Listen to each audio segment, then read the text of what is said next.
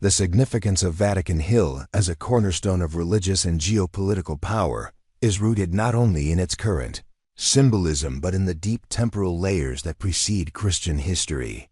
This territory, situated on the west bank of the Tiber River in Rome, was originally regarded as a marginal and even profane area by ancient Romans, contrary to later narratives that would frame it as predestined for holy elevation. The hill was historically a place of gardens, tombs, and foreign cults. The term Vaticanus itself was once associated with oracles and prophetic utterance, implying a mystical but not inherently Christian heritage. The transition of this land from peripheral to central, both geographically and ideologically, demands scrutiny, particularly because that transition rests at the base of Vatican City's justification for exclusivity, sanctity, and secrecy. By the time Christianity gained imperial favor under Constantine, Vatican Hill had already undergone significant transformation.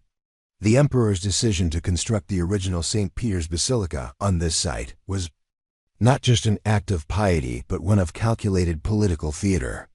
In choosing this location, Constantine anchored the emerging Christian state religion not in the traditional center of Roman power, the Palatine Hill or Capitoline Hill, but in a newly sanctified space that had to be retroactively infused with apostolic significance. The legend of St. Peter's martyrdom and burial on this site served to imbue the hill with theological gravity, but no definitive archaeological evidence exists to confirm this assertion, beyond conjectural alignment with canonical tradition. The site was chosen, constructed upon, and narrativized into centrality. That process reflects a broader pattern, religious history being not merely recorded, but as centuries passed, the accumulation of physical structures over this landscape mirrored the layering of doctrines, decrees, and myths. The basilicas, chapels, necropolises, and papal tombs that occupy Vatican Hill form more than just a religious complex. They constitute a monument to the continuous assertion of authority. Each layer of stone encases not only remains and relics, but layers of ideological sediment. The deeper one goes beneath the surface. Both literally and historically, the more fragmented and ambiguous the narrative becomes. It is precisely within these obscured and heavily controlled strata that critical questions emerge. What lies beneath the hill's successive reconstructions? What stories were sealed as new ones were elevated? The centralization of Catholic power at this site also provided a strategic advantage in consolidating ecclesiastical legitimacy.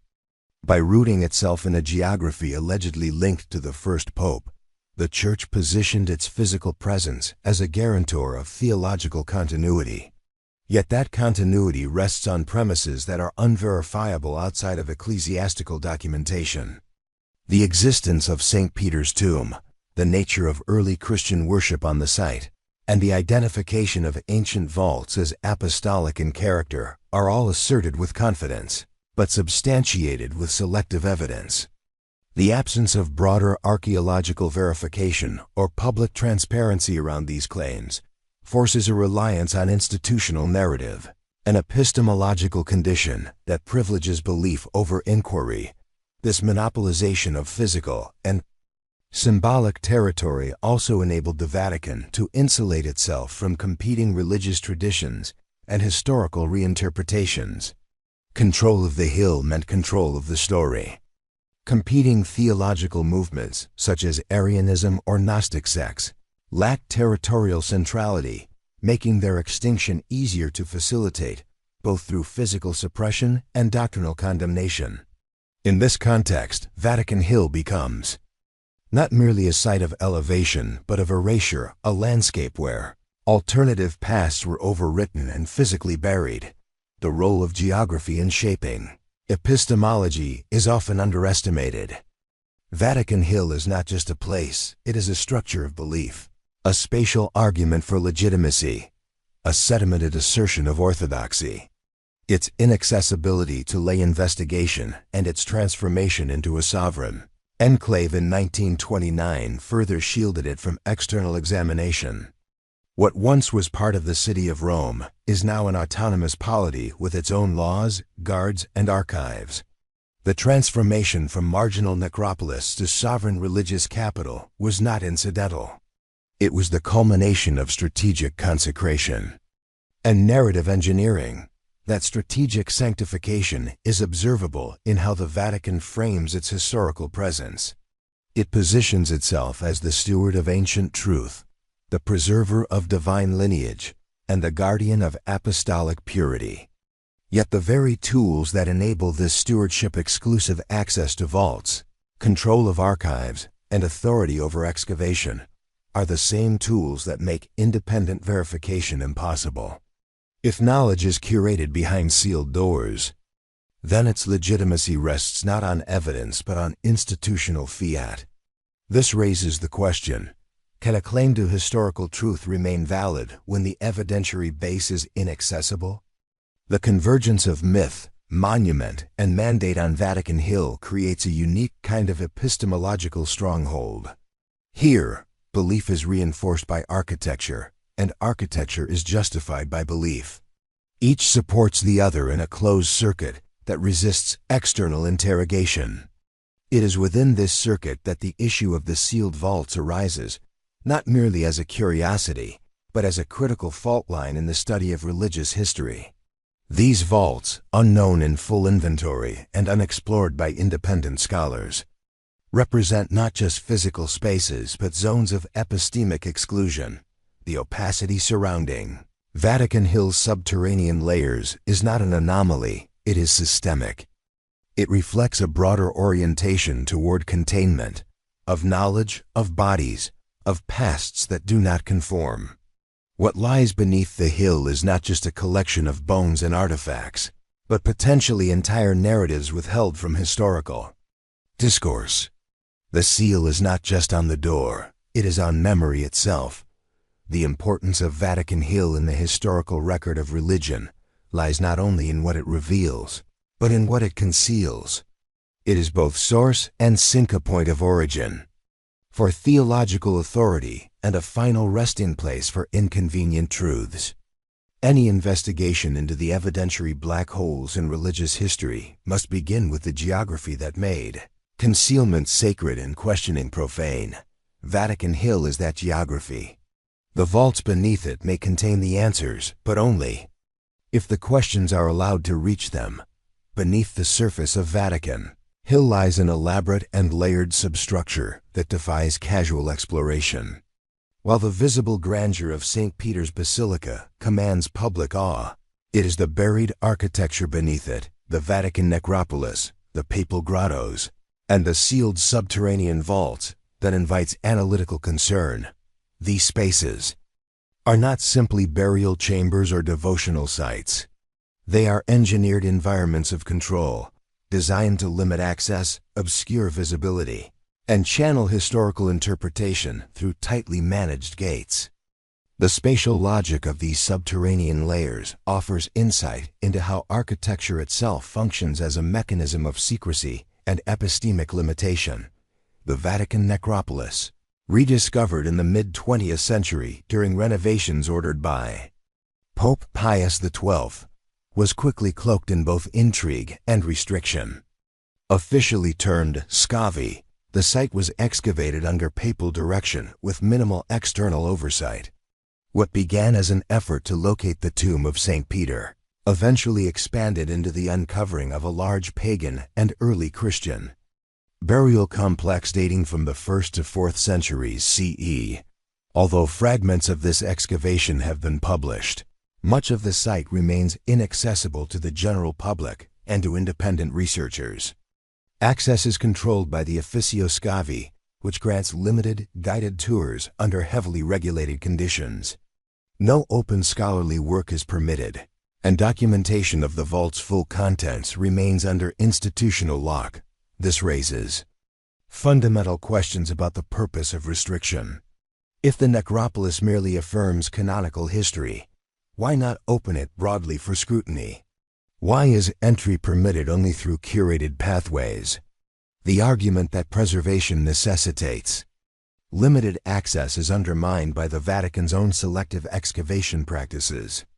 Digging in specific areas, ignoring others, and halting exploration at critical junctures suggest a strategy not of preservation but of narrative containment. Areas that might contradict the official placement of St. Peter's tomb or offer alternative interpretations of early Christian rituals are systematically marginalized in official reports. The architectural division between what is shown and what is sealed becomes a filter for historical legitimacy. Further beneath the necropolis lie vaults that have neither been catalogued publicly nor investigated by independent archaeologists. These structures are sealed not only physically but epistemologically. Descriptions of their contents are speculative, often relying on secondary Vatican claims or conjectural hearsay from limited witnesses. What is known is that certain areas beneath the basilica are entirely off-limits, even to most clerics, let alone scholars. The justification for such restrictions is often framed in terms of sanctity, risk of damage, or national sovereignty. But the underlying effect is to construct an impenetrable zone where historical verification is rendered impossible. Architecture here functions as more than shelter. It becomes a vector of silence. Passageways narrow, lighting disappears, and structural obstacles increase as one descends. The deeper the layer, the more tightly it is controlled. The theological rationale is that these are sacred zones, too holy for profane investigation. But the practical result is that they operate as sealed systems, where entry is not determined by academic merit or investigative protocol, but by ecclesiastical discretion. This transforms a potentially historical site into a fortress of curated memory. Within such a design, the past becomes a function of access rather than evidence. The vaults beneath Vatican Hill are not isolated in their function.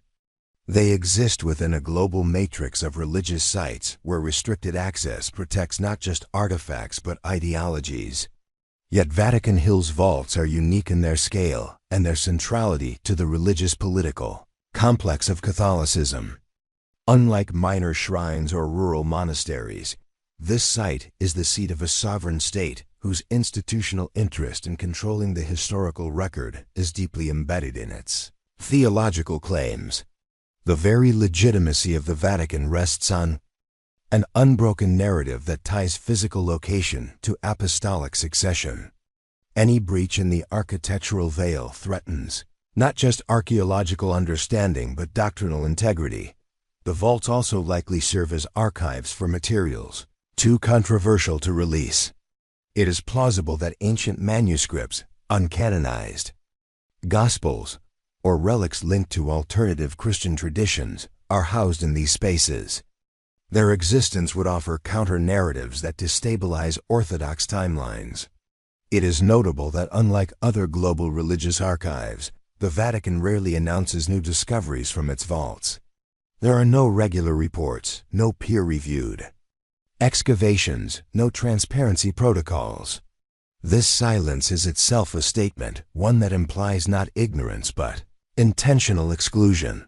The legal status of the vaults adds a further layer of opacity. As part of a sovereign territory, they are not subject to Italian law, European heritage conventions, or international archaeological oversight. They exist in a juridical void where Vatican regulations alone apply. This allows for the retention, concealment, or destruction of materials without external consequence. Legal sovereignty enables historical sovereignty, and the vaults operate as protected anomaly zones where history can be redefined or redacted without scrutiny. The architectural design of the subterranean levels reinforces this condition. Sealed entrances, undocumented corridors, and reinforced barriers serve not just structural functions, but psychological ones. They invoke reverence through denial, shaping perception by controlling access. To descend into these layers is to confront a spatial theology, one that replaces inquiry with submission. The architecture itself becomes part of the catechism, a doctrine rendered in stone, mortar, and absence. This is not a recent development. Historical records suggest that selective sealing of vaults occurred as early as the Renaissance, coinciding with periods of intense theological consolidation and doctrinal enforcement. Popes have historically used subterranean structures not only for interment, but for isolation. Inquisition-era documents hint at the use of vaults for imprisoning heterodox clerics and concealing suspect relics. Whether these structures continue to serve such purposes remains unknown, but the historical precedent aligns with current restrictions. The refusal to allow broad independent excavation or academic documentation transforms the vaults into active participants in historical suppression. They are not neutral spaces waiting to be studied. They are agents of concealment, integrated into the Vatican's larger apparatus of knowledge control. By denying access, the institution controls not just what is known, but what can be asked. Inquiry itself is reshaped, limited, and redirected through pre-authorized narratives. If the Vatican necropolis and sealed vaults represent a buried archive, they are not an archive of the past but of potentiality. What might be found there, the texts, bodies, inscriptions, or relics, remain speculative precisely because investigation is obstructed. The architecture of these spaces, both in physical form and in institutional control, is a manifestation of deliberate unknowability. They do not merely hold secrets. They are designed to remain secret. Any critical investigation into the evidentiary voids in religious history must contend with this architecture of concealment. It is not enough to consider what is visible. One must analyze the spatial logic of what is hidden, sealed, and justified through sanctity. The vaults beneath Vatican Hill, in their inaccessibility, are not just repositories of history, they are monuments to its erasure. The Vatican system of information management operates within a legal and theological structure that has been refined over centuries to prevent unauthorized access to critical materials. This gatekeeping framework is not informal or accidental. It is embedded in canon law, reinforced by ecclesiastical bureaucracy, and protected by international sovereignty. It governs not only who may enter the vaults or archives beneath Vatican Hill, but also who may know that such spaces and documents exist. At the intersection of law, theology, and institutional power lies a model of historical control that is unique in both its scale and durability. Canon law, the internal legal system of the Roman Catholic Church, provides the foundational basis for regulating access to religious knowledge and physical archives. Unlike civil law systems, which are subject to external review and accountability, canon law functions autonomously within the Vatican's jurisdiction. This autonomy enables it to define what constitutes heresy, what must be preserved in secrecy, and what permissions are necessary to examine specific historical materials. Codified in documents such as the Codex Iuris Canonici, canon law grants ecclesiastical authorities, specifically the Holy See, the ultimate discretion over matters of knowledge access. Requests for entry into archives, necropolises, or vaults are filtered through multi-layered bureaucratic protocols that prioritize theological alignment over scholarly merit. This control apparatus is upheld by the Congregation for the Doctrine of the Faith, the Apostolic Penitentiary, and other powerful bodies within the Roman Curia. These institutions are not merely administrative offices. They are ideological enforcers tasked with preserving orthodoxy. They assess the risk associated with releasing certain documents or granting access to specific locations, based not on academic value, but on doctrinal implications.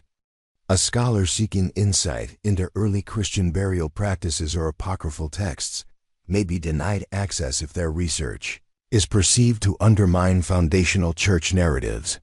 The criteria for rejection are opaque, and the appeal process is functionally non-existent.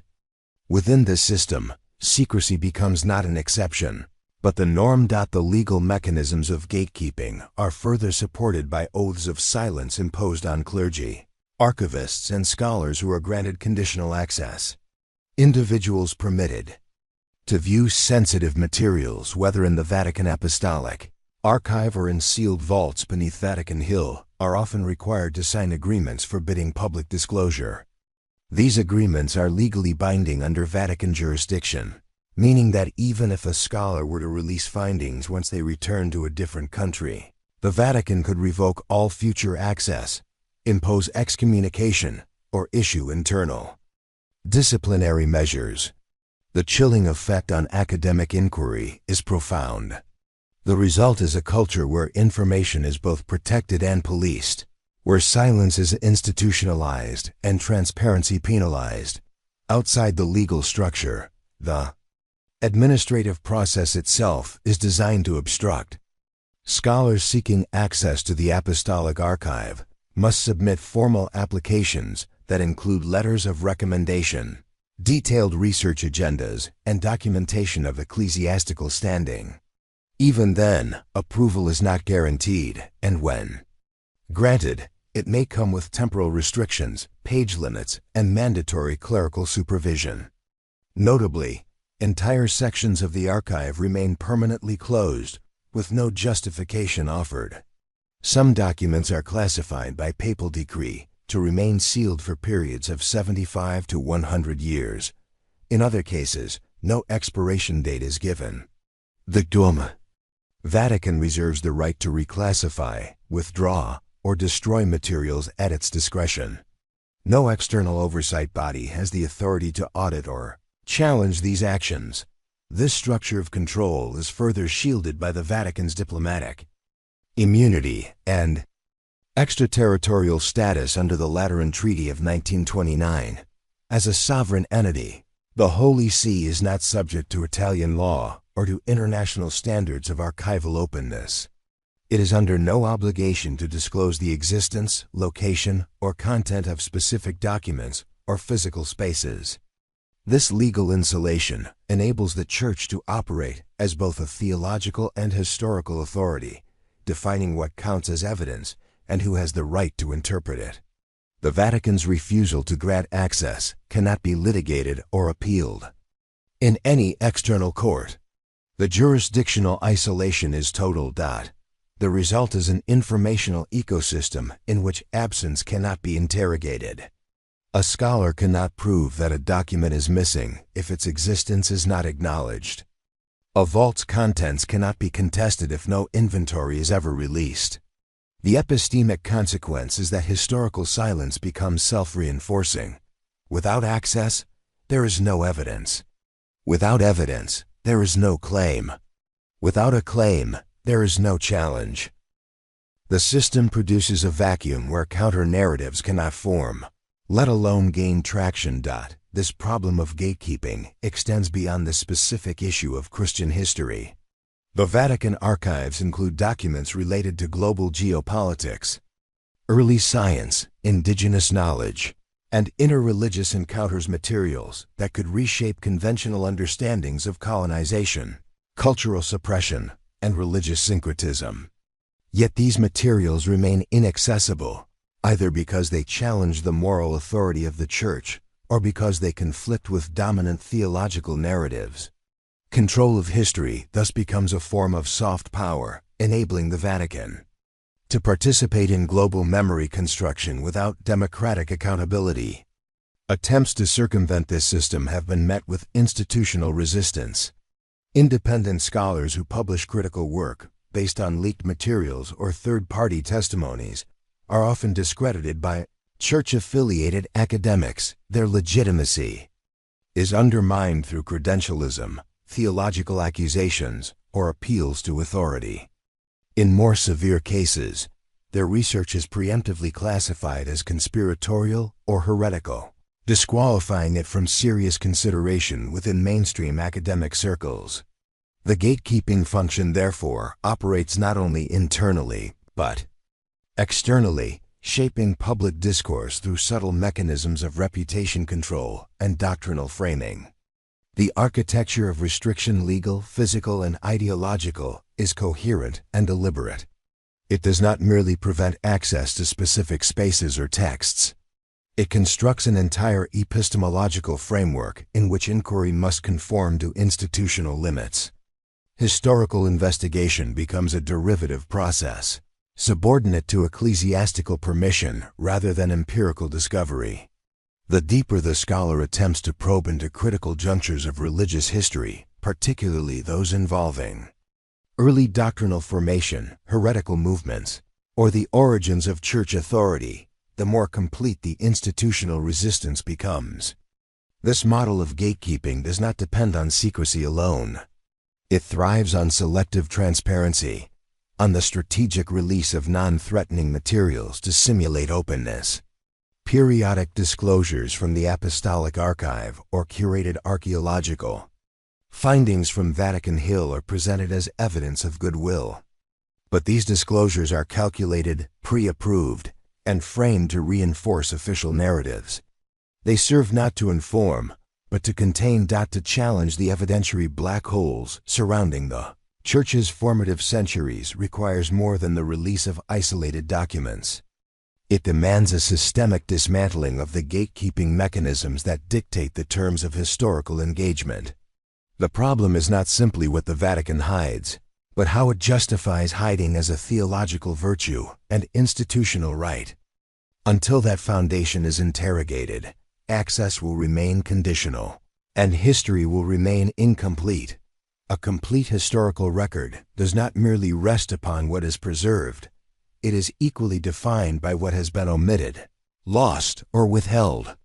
The history of religion, particularly that of early Christianity, is riddled with such absences. These are not simple gaps due to time or decay. They are voids produced by selective preservation, institutional censorship, and deliberate redaction. The Vatican's monopoly over many of the primary documents and artifacts relating to foundational religious narratives makes it a central actor in the creation and maintenance of these evidentiary black holes. To understand what has survived in the historical record, it is essential to analyze what is conspicuously absent and what mechanisms produced that absence. A survey of early Christian literature reveals a spectrum of texts that once circulated widely among diverse communities, yet are now either partially preserved, misattributed, or entirely lost. The known apocryphal Gospels, such as those attributed to Thomas, Mary Magdalene, Judas, and Philip, represent only a fraction of a once vibrant field of theological experimentation.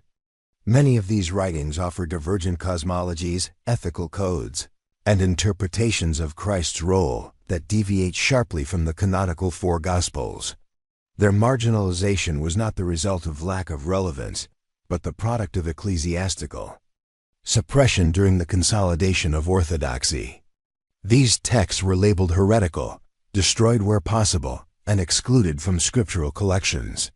Today, most survive only in fragmentary form or as references in condemnatory church writings.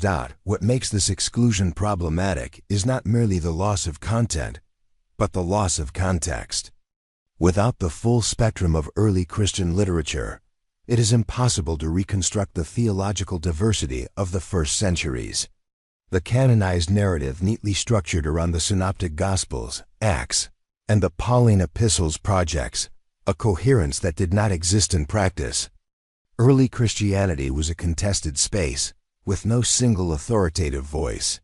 The narrative of uniformity was retroactively constructed through councils, creeds, and codices designed to obscure internal dissent.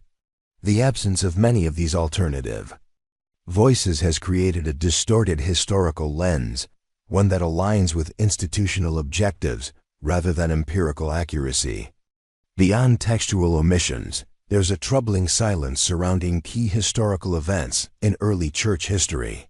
For example, the precise details of the transition from Jewish sectarian movement to Roman imperial religion remain vague. What were the socio-political negotiations that allowed a once persecuted group to align itself with imperial power? How were theological compromises brokered to make Christianity palatable to a diverse empire? Existing records speak in generalities, often couched in theological rhetoric. Concrete political transactions, moments of doctrinal bargaining, and interreligious polemics are underrepresented or absent. These absences are not accidental. They serve the purpose of smoothing over inconvenient transitions and moral ambiguities in the institutional origin story. The problem deepens when considering the absence of material culture. The early centuries of Christianity saw the development of symbols, relics, and liturgical objects that are now lost or unexplained. The sudden appearance of specific iconographies, the crucifix, the halo, the Virgin Mary in regal pose, suggests a process of symbolic engineering. Yet records detailing the development and institutionalization of these symbols are sparse. Artistic representations from the 3rd and 4th centuries show remarkable shifts in style and content that are not accompanied by corresponding theological explanations. The absence of these justifications implies a narrative reorganization, in which visual language was standardized without transparency regarding its origins.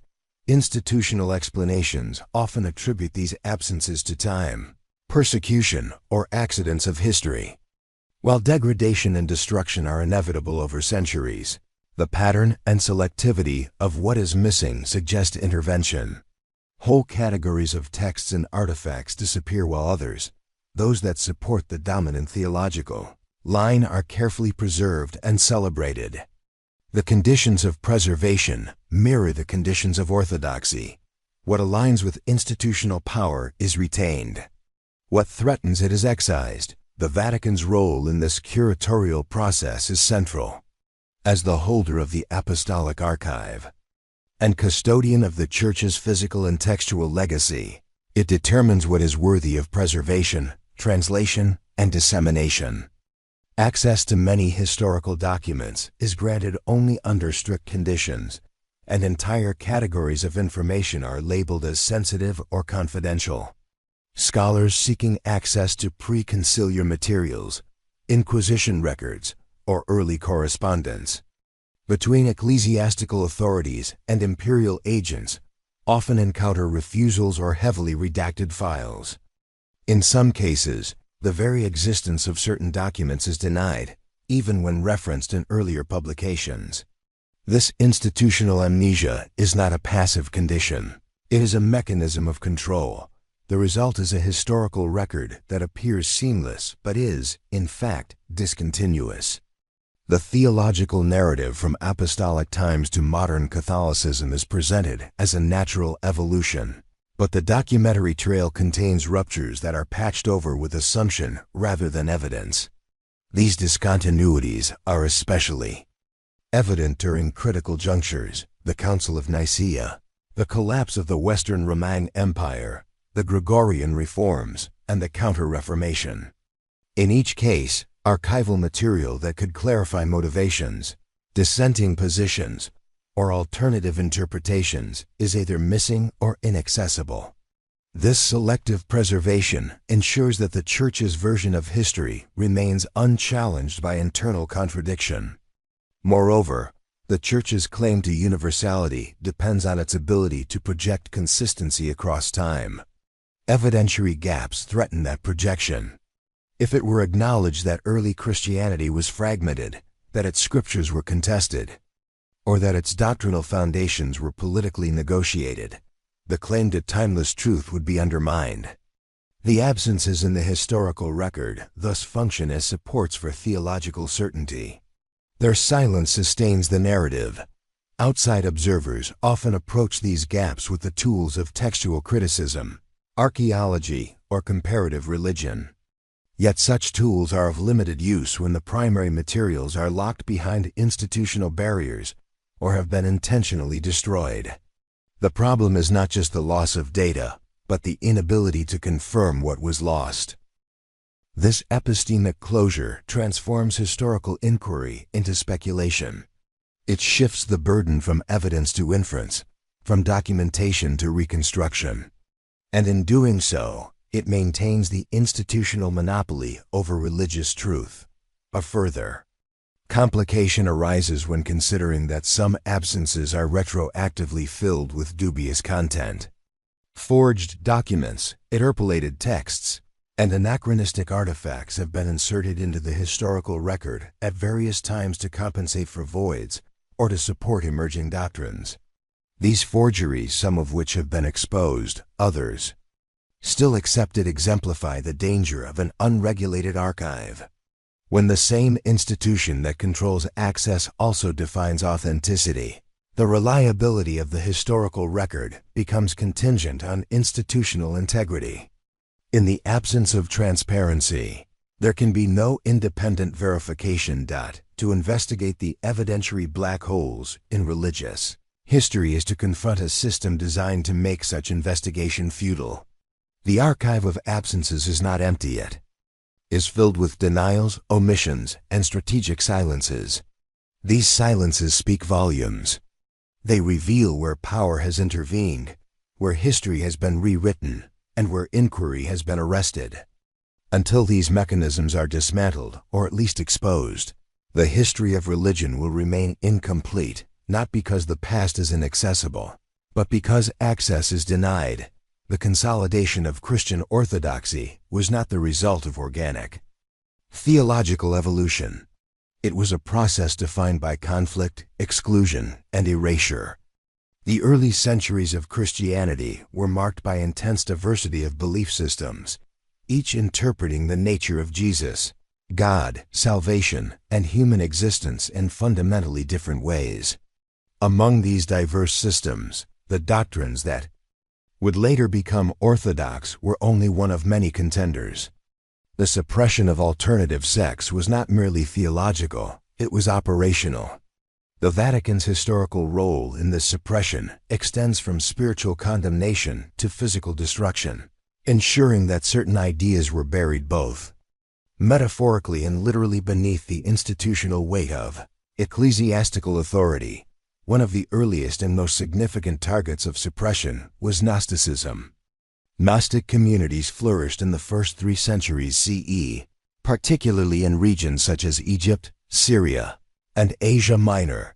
These groups rejected the emergent institutional church's emphasis on ecclesiastical hierarchy, apostolic succession, and dogmatic uniformity. Instead, Gnostics emphasized direct, personal spiritual knowledge, gnosis, and often viewed the material world as corrupt or illusory. Their cosmologies diverged sharply from the proto-Orthodox narrative. The Creator God was not benevolent, but flawed or even malevolent, and salvation was not achieved through faith in Christ's death, but through internal awakening. These concepts undermined the institutional authority of a church, claiming to mediate salvation. The church responded to Gnostic teachings with strategic condemnation. Texts were labeled heretical, communities were declared anathema, and leaders were excommunicated or marginalized. The result was not only theological rejection, but documentary disappearance. Gnostic scriptures, once widely circulated, were systematically destroyed. Their rediscovery in the 20th century, most notably the Nag Hammadi Library in 1945, offered only a fragmented glimpse into what had been a rich tradition. These texts had to be hidden in jars and buried in desert caves to escape annihilation, indicating the extent to which institutional forces sought to obliterate alternative theological systems.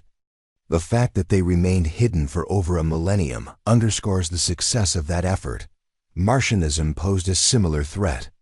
Marcion of Sinope, active in the mid-2nd century, proposed a radical dichotomy between the God of the Hebrew Bible and the God revealed by Jesus. According to Marcion, the Old Testament deity was a God of law, wrath, and material creation, distinct and inferior to the New Testament's God of grace and spirit. This theological model directly challenged the continuity the Church sought to establish between Jewish scriptures and Christian revelation. By rejecting the Old Testament entirely, Marcion exposed the fragility of the emerging Christian canon. His edited version of Christian scripture, which included only a modified Gospel of Luke and 10 Pauline epistles, was arguably the first formal Christian canon. The Church's response to Marcion was swift and aggressive. He was excommunicated in 144 CE, and his teachings were declared heretical in multiple subsequent councils. His version of Scripture was suppressed, and efforts were made to retrieve and destroy copies. Only through polemical writings, those intended to refute Marcion, do we glean partial insights into his theology. His absence from the preserved Christian tradition is not the result of insignificance, but of efficient eradication. Marcionite communities, once widespread, were dismantled, and their textual legacy was buried under centuries of ecclesiastical condemnation. Montanism, another early sect, posed a different kind of challenge, one of spiritual authority. Founded by Montanus in Phrygia in the late 2nd century, this movement emphasized ecstatic prophecy and claimed that divine revelation had not ceased with the apostles. Montanists believed the Holy Spirit continued to speak through chosen individuals, often bypassing established clerical structures. This assertion undermined the Church's emerging claim to be the sole mediator of divine will. The movement included prominent women as prophetic voices, further destabilizing patriarchal hierarchies. Although not doctrinally divergent from orthodoxy in all aspects, Montanism's threat lay in its decentralization of authority. The Church responded by branding it as excessive, fanatical, and dangerous. Montanist writings were suppressed, prophetic practices were banned, and followers were excluded from ecclesiastical life. Over time, their traditions were forgotten, and their contributions to Christian mysticism and ecclesiology were erased from the dominant narrative. The vaults of the Vatican likely contain materials, liturgical, epistolary, or doctrinal from such groups, locked away under classifications that reduced their significance to heresy. The process of suppression was not confined to textual censorship. It extended to physical spaces and artifacts. Churches built by dissident sects were either destroyed or reconsecrated.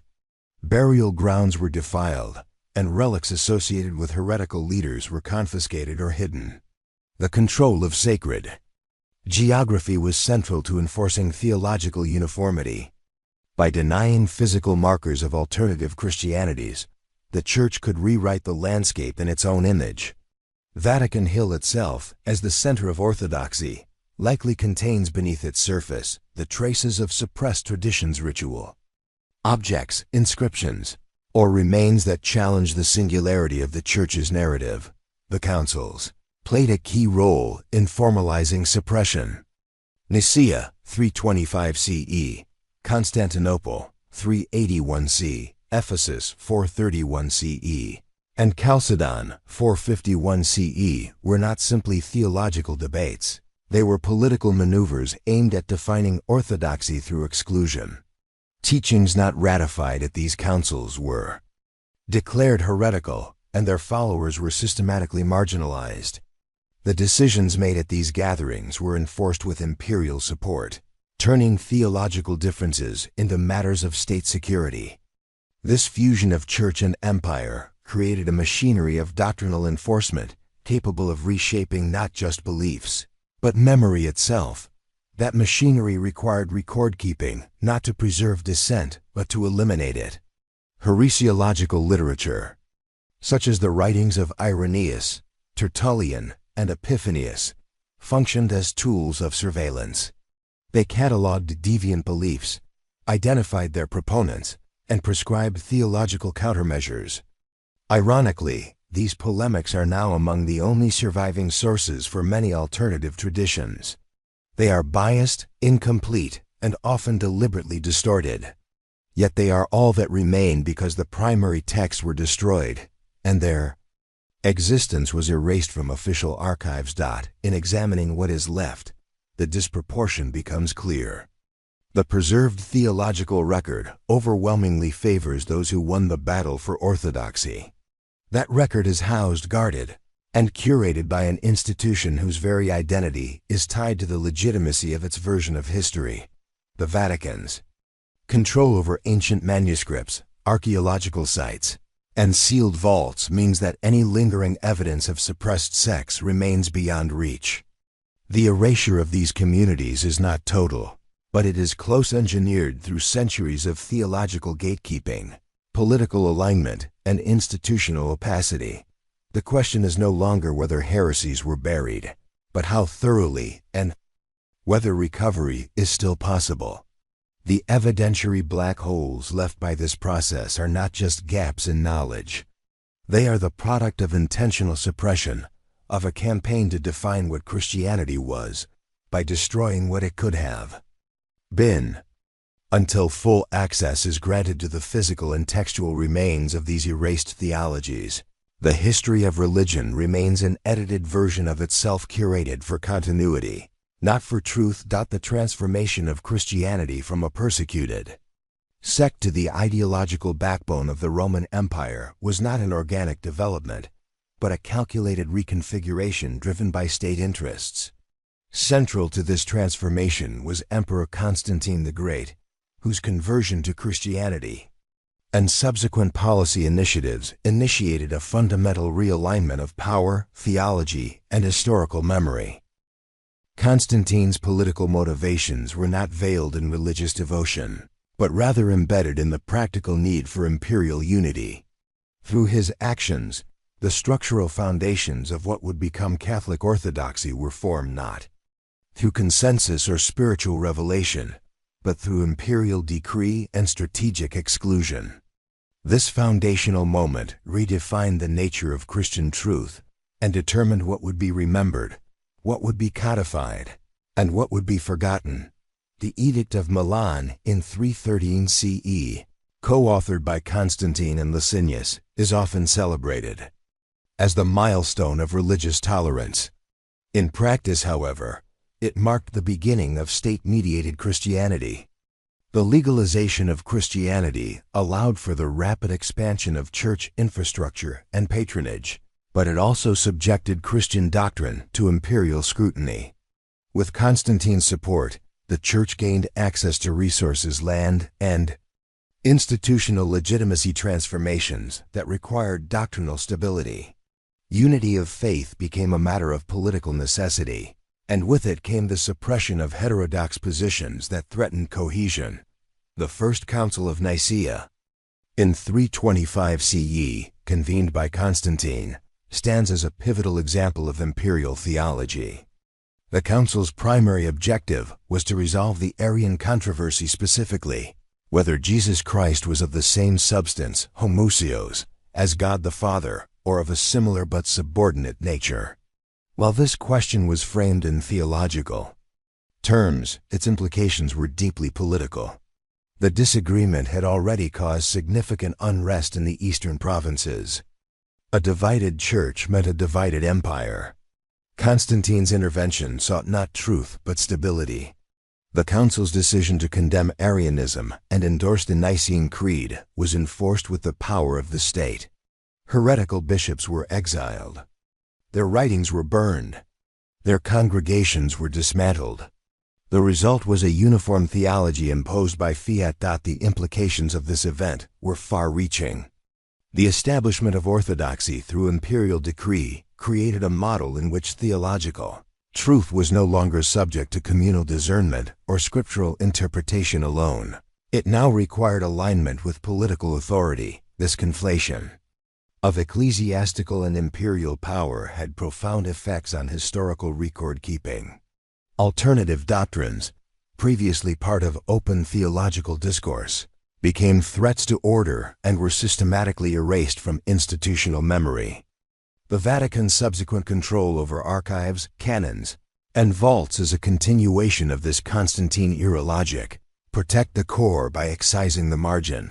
Constantine's architectural initiatives further illustrate his role in reshaping religious history.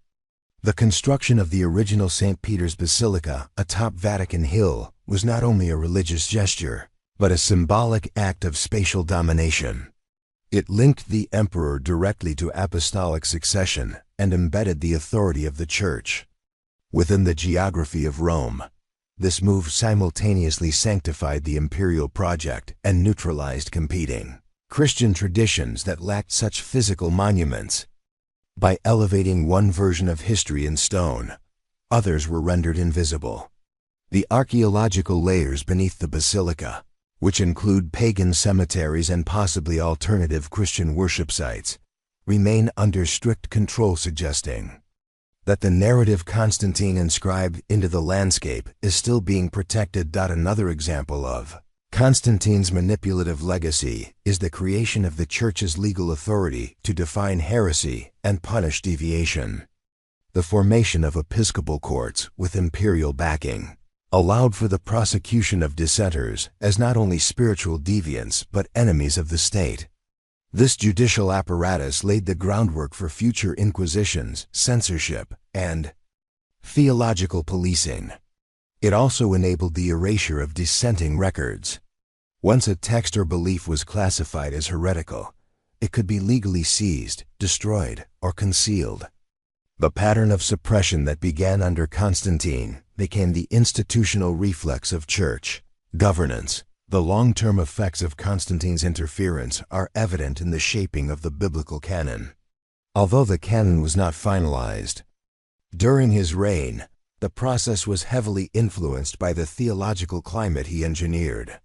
Writings that aligned with Nicene orthodoxy were copied, disseminated, and preserved. Others, those that bore traces of Gnostic, Arian, or Docetic influence, were discarded or anathematized.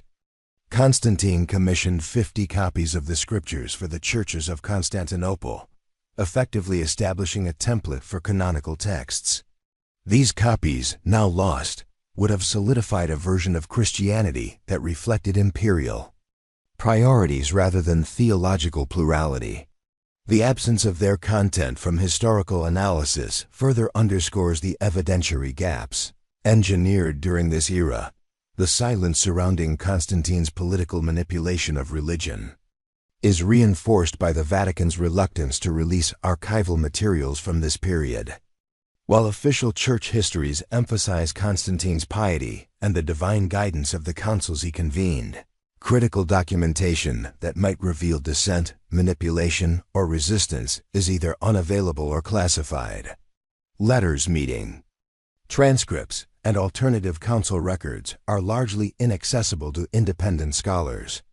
This omission is not incidental. It protects the foundational myth of divine guidance and ecclesiastical purity, shielding it from historical challenge. Moreover, Constantine's legacy of doctrinal enforcement through imperial power extended beyond his lifetime. Successive emperors followed his model, leveraging theological decisions to consolidate control. Councils such as Constantinople and Chalcedon continued the trend of defining orthodoxy through exclusion, often using imperial troops to enforce compliance. These decisions, too, are enshrined in church tradition, while the dissenting voices, Nestorians, Monophysites, and others, are relegated to footnotes, often stripped of contextual nuance and theological depth. The historical record reflects not a dialogue but a purge, its remnants shaped by those who won. The Vatican's role in preserving this Constantine-driven model is not passive. Its archives, libraries, and restricted vaults contain documents that likely detail the negotiations, compromises, and coercions of early church councils. Their continued suppression sustains the illusion of doctrinal continuity. To release them would invite questions about the authenticity of the Church's foundational claims. It would expose the degree to which theology was molded by empire, and how power, not revelation, was the engine of orthodoxy. Understanding Constantine's impact is essential for any investigation into the evidentiary black holes of religious history. His reign marks the point at which spiritual authority was formally yoked to political calculation. From that point forward, historical memory was no longer a matter of communal experience, but of institutional control. The Church, empowered by the state, became the arbiter of what could be known, what should be forgotten, and what must be buried. The vaults beneath Vatican Hill are not merely repositories. They are monuments to this foundational moment of transformation, where the calculus of empire reshaped the meaning of divine truth. The foundational narrative of the Roman Catholic Church rests upon the figure of St. Peter as the first pope and the original cornerstone of apostolic authority. The institutional claim that Peter was martyred in Rome and buried beneath what is now St. Peter's Basilica undergirds the Vatican's theological and political centrality. This narrative, however, is constructed upon a foundation riddled with historical inconsistencies, ambiguous textual references, and archaeological uncertainties. The story of Peter's life, mission, death, and burial site has been shaped more by institutional need than empirical certainty. The elevation of Peter to the status of Rome's first bishop and his alleged burial beneath Vatican Hill is not an established historical fact. It is a constructed tradition whose legitimacy depends on selective interpretation and inaccessible evidence. Scriptural references to Peter provide no definitive account of his presence in Rome. The New Testament does not state explicitly that Peter ever traveled to the imperial capital. The Acts of the Apostles, which details the missionary activities of early Christian leaders, is notably silent on Peter's movements after chapter 15. While Paul's letters mention Peter, Cephas, they do not confirm his location in Rome. 1 Peter 5:13 makes a cryptic reference to Babylon, which has been retroactively interpreted as a coded reference to Rome, but this remains speculative. The absence of clear biblical testimony raises questions about the historical basis for Peter's Roman mission, especially considering the centrality of that claim to papal authority. The earliest Christian writers do little to clarify this ambiguity.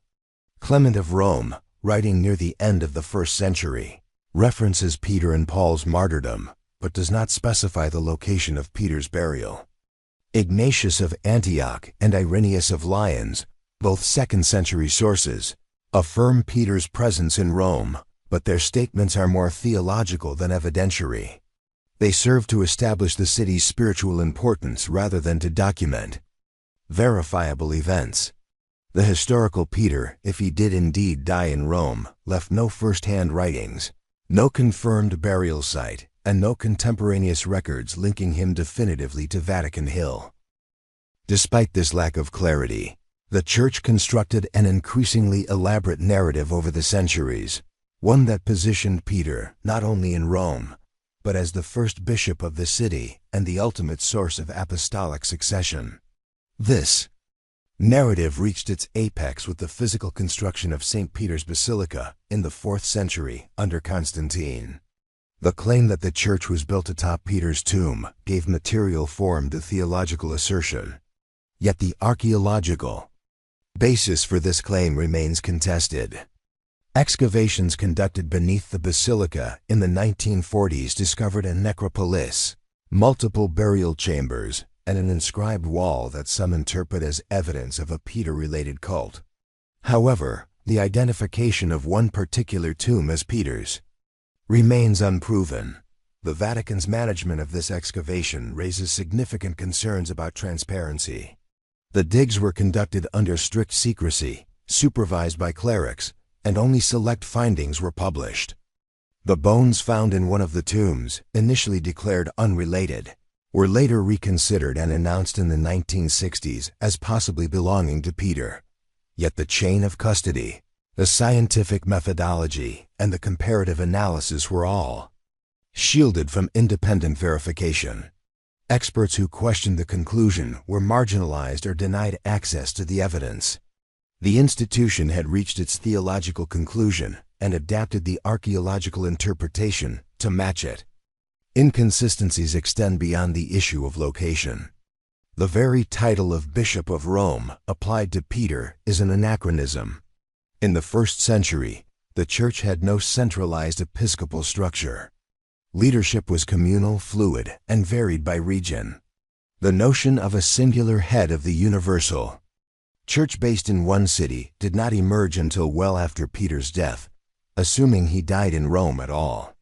Retrofitting Peter into this later structure served to legitimize the growing power of the Roman episcopate. By projecting contemporary hierarchies backward onto apostolic figures, the Church constructed a lineage that did not exist in the early decades of Christianity. This retrospective construction becomes even more problematic when considering the competing claims of other Christian centers.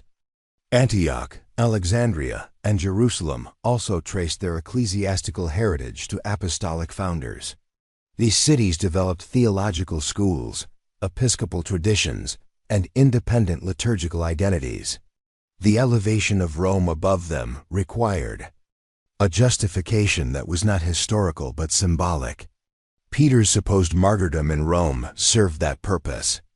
It provided the spiritual capital needed to subordinate other traditions and centralize authority in the West. The apostolic ambiguity was not resolved, it was overwritten.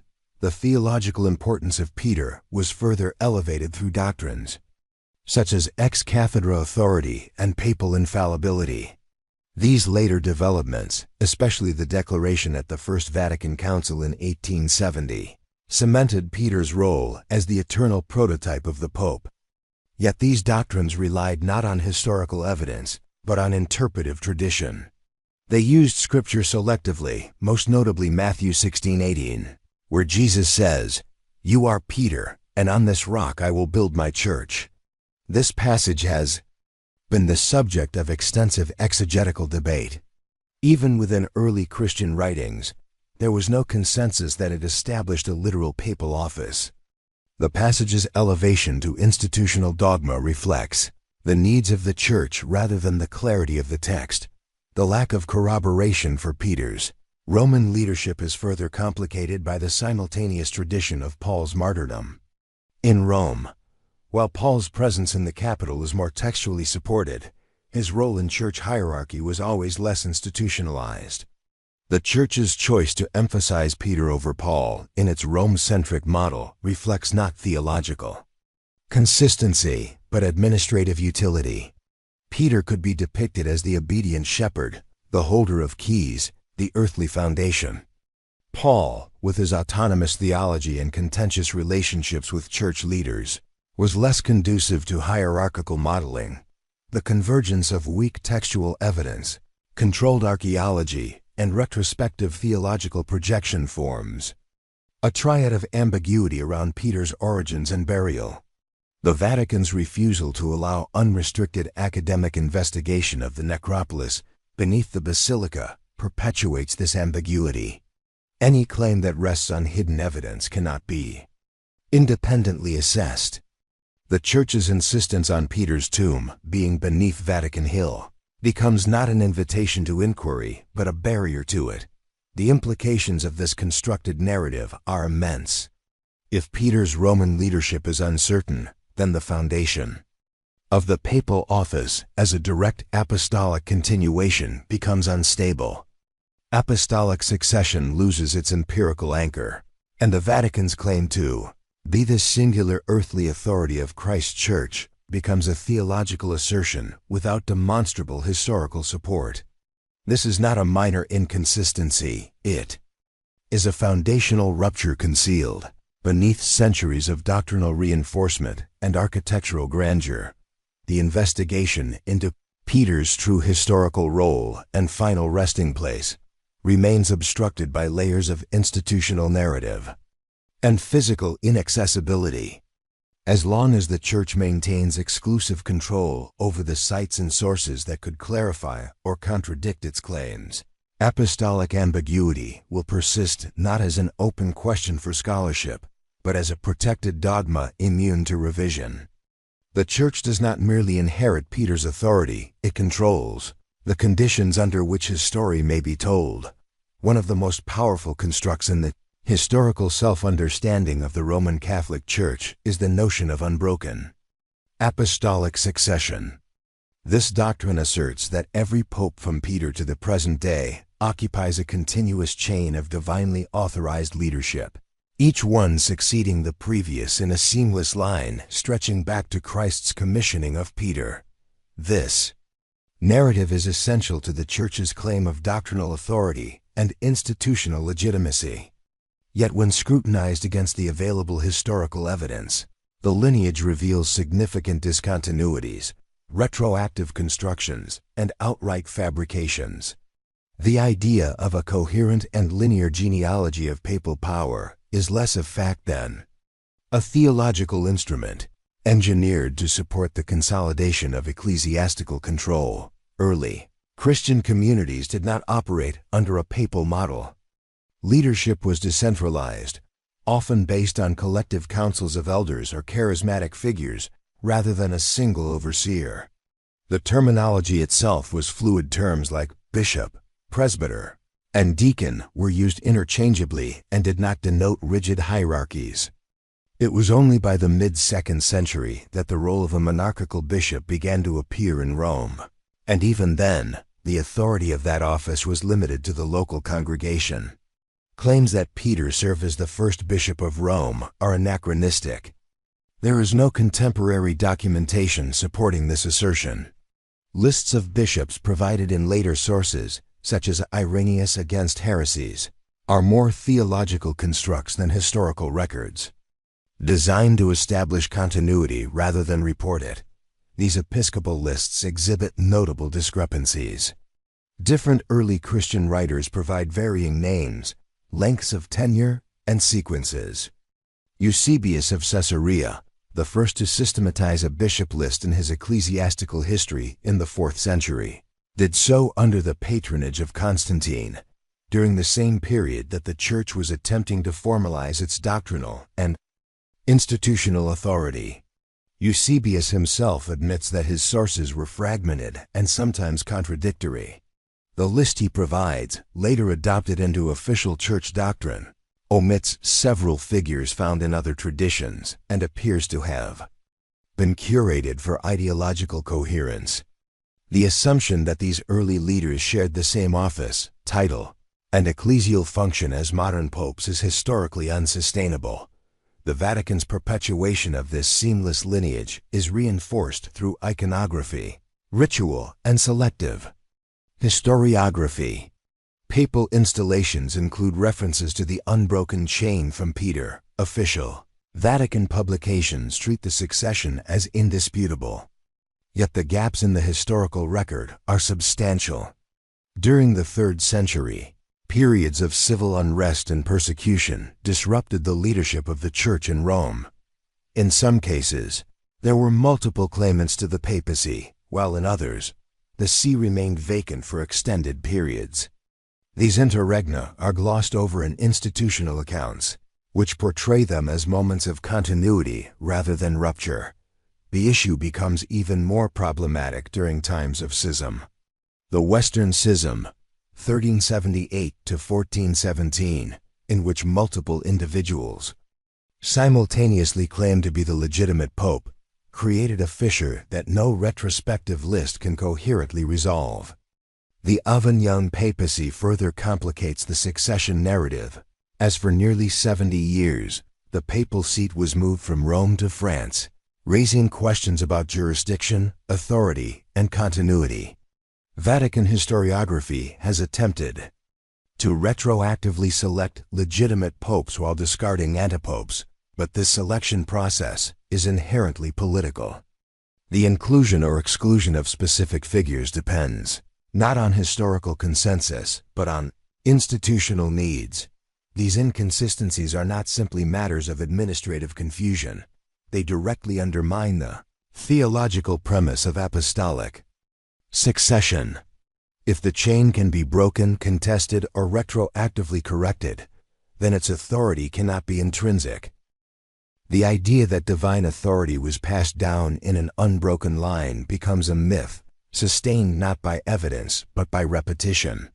The Vatican's insistence on this narrative, despite the historical contradictions, reflects a commitment to institutional legitimacy rather than empirical truth. The archives of the Vatican contain materials that could potentially clarify the gaps in papal succession, including correspondences, conciliar records, and administrative documents from disputed periods. Yet access to these materials is highly restricted. The Vatican Apostolic Archive selectively releases information based on internal classification systems. For centuries, documents pertaining to papal elections, doctrinal conflicts, and schismatic movements have remained sealed or only partially available. The reasoning provided often cites concerns over scandal, misinterpretation, or ecclesiastical decorum. The result is a controlled historical environment in which continuity is asserted, but not demonstrated.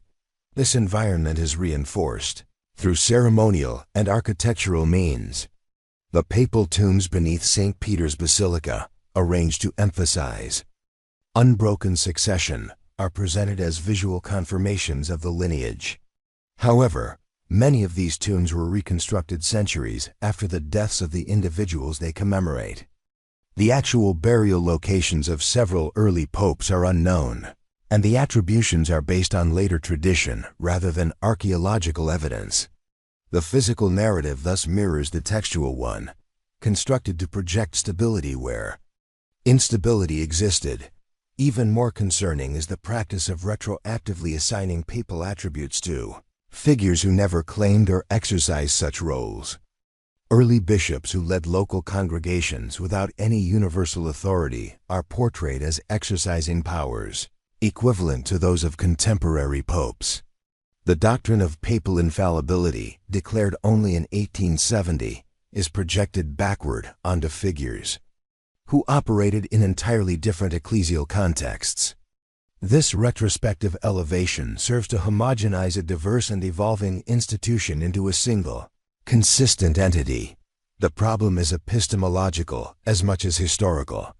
The Church presents its genealogy not as a hypothesis but as a fact. It teaches the papal lineage as an article of faith, unchallengeable within the confines of ecclesiastical discourse. This approach forecloses critical inquiry and renders historical revision impossible without undermining foundational claims. The continuity is declared, not demonstrated. Dissent is framed as heretical or revisionist, rather than as a legitimate scholarly response to conflicting evidence. In the broader context of religious history, the myth of papal continuity reflects a common strategy to construct an uninterrupted past that legitimizes present authority. This strategy relies on suppressing complexity, erasing dissent, and privileging institutional narratives over conflicting sources. The Vatican's control over the material record, its ability to decide which documents are accessible, which artifacts are displayed, and which accounts are canonized, ensures that this strategy remains effective until the full documentary record is open to critical scrutiny, and until historical claims are subjected to independent verification. The story of unbroken papal succession remains a theological assertion rather than a historical conclusion.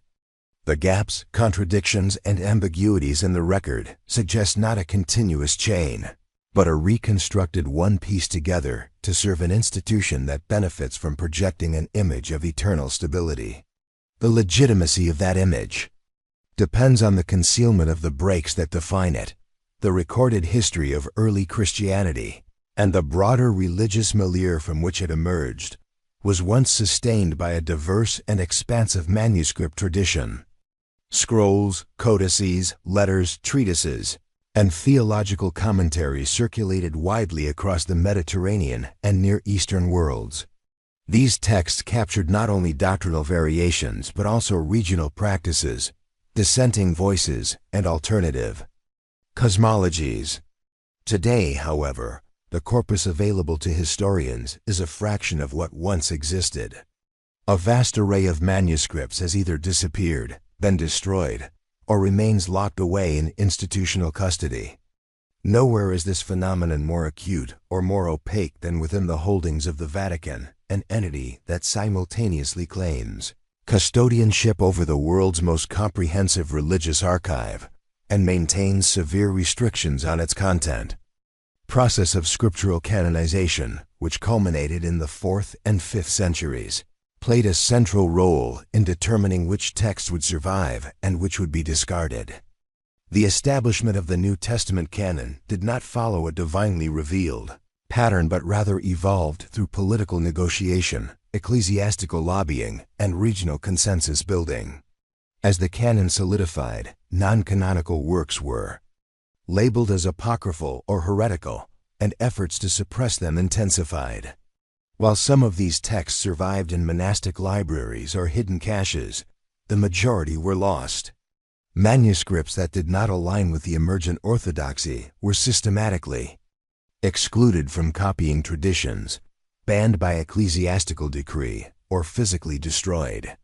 The Index of Forbidden Books, formalized centuries later, merely institutionalized a practice that had already been operative for centuries.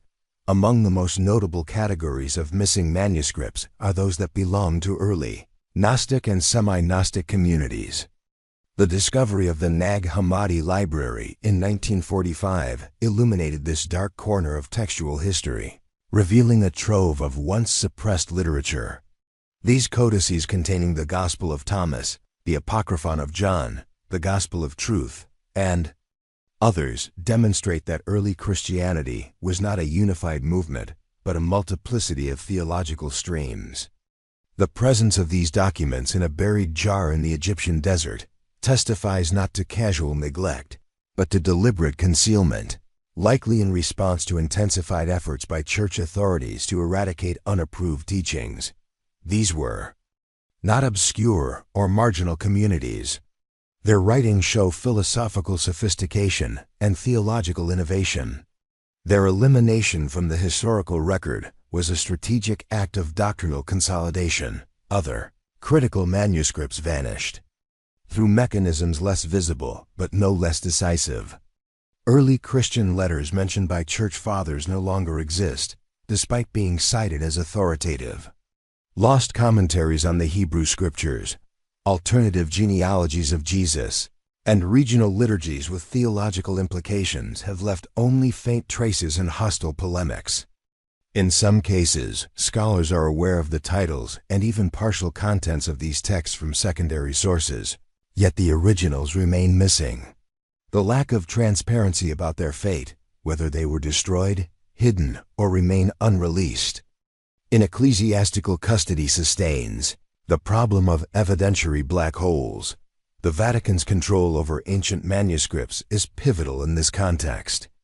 The Vatican Apostolic Library contains an immense collection of handwritten works spanning millennia.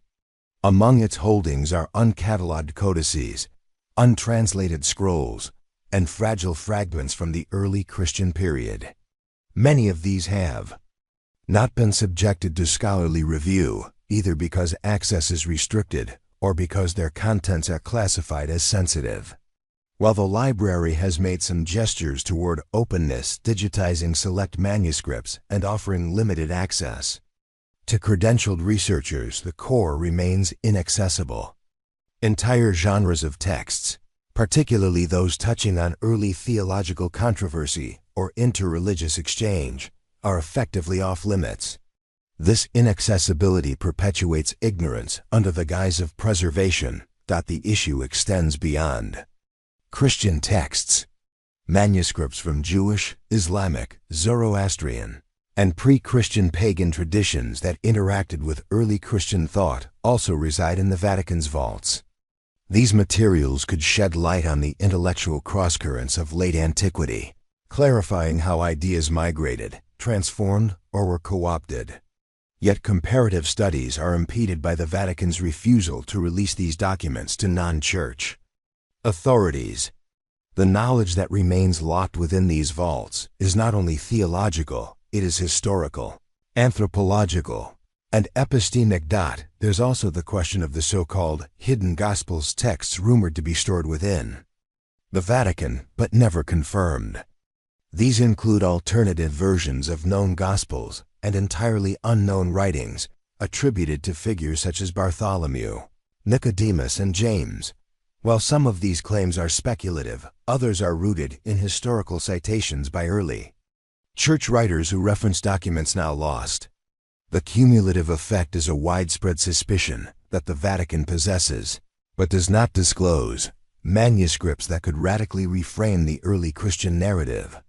The Church's position on such claims has been consistently non-committal, neither confirming nor denying possession, thereby maintaining control over both the materials and the discourse surrounding them.